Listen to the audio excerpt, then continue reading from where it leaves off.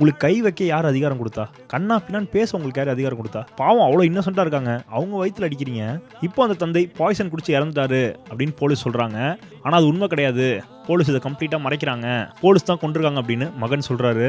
புதுக்கோட்டையில் அன்புன்னு ஒரு 17 வயசு பையனை மர்மமான நபர்கள் வெட்டி கொலை செஞ்சுருக்காங்க.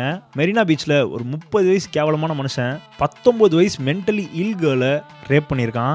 தாவேகா உறுப்பினர் 1 லட்ச ரூபா மாமூல் கேட்டதாக செங்கல் சூளை உரிமையாளர்கள் சொல்றாங்க. பெங்களூர்ல இருந்து காலைல மெரினா பீச்சுக்கு வந்த டூரிஸ்ட் பெண்களை நீங்க எப்படி ட்ரீட் பண்ணணும்? இல்லம்மா இந்த டைம் அலோடு இல்ல, நீங்க கிளம்புங்கன்னு மரியாதையா சொல்லியிருக்கணும். ஆனா இந்த 2 போலீஸும் அவங்கள்ட்ட லஞ்சம் வாங்க ட்ரை பண்றாங்கன்னு அந்த பொண்ணே சொல்றாங்க. இந்த டைம்ல இங்க வந்து சேதாரம் ஆயிரும், ஏன் இங்க வந்தீங்க அப்படின்னு கேட்டிருக்காங்க. ஏன் அவங்களுக்குலாம் மனசாட்சியோ புத்தியோ கிடையவே கிடையாதா?